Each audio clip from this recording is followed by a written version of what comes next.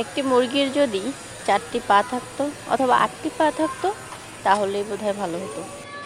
কারণ বাসার সবাই যখন পা খেতে চায় তখন গৃহিণীদের কেয়ার করার একটি মুরগির 4টা অথবা 8টা পা বানাতে হয়।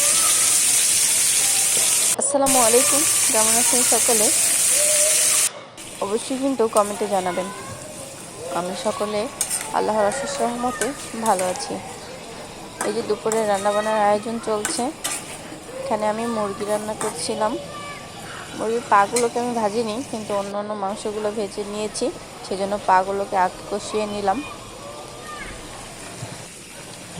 আসলে ঘরের সবাই পা পছন্দ করে, যে কারণে বেশি করেই পা রান্না করতে হয়।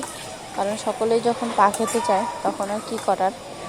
আগের দিনের মুরগি এনেছিল, তখন পা রান্না করিনি, রেখে দিয়েছিলাম যেন একসাথে রান্না করলে সকলেই পা খেতে পারে, সেজন্য।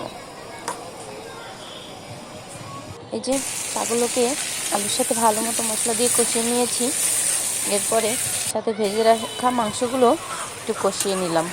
আসলে শুনেছি মাংসের টেস্ট বাড়ে কষানোর উপরে, সেজন্য বেশি করে কষিয়ে নিচ্ছি যেন মাংসটা খেতে অসাধারণ লাগে। কালার দেখেই কিন্তু মনে হচ্ছে অনেক মজা হবে, কি বলেন সকলে? এরপরে আমি দিয়ে দিয়েছি গরম পানি। ফার্স্টে গরম পানি করে রেখেছিলাম।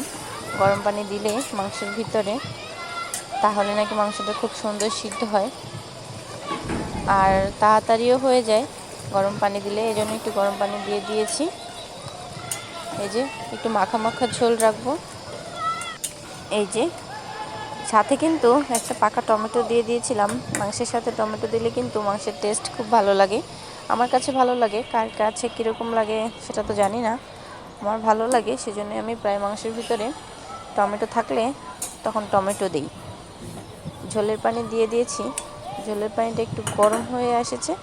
এর মধ্যে আমি আবার জিরা গুঁড়ো দিয়ে দিয়েছি। একটু আগেই দেওয়া হয়ে গেছে, আর একটু পরে দিলে ভালো হতো। এখন আরেকটু রান্না করে নেব, ঝোলটা আরেকটু টানিয়ে নিলেই আমার রান্না শেষ।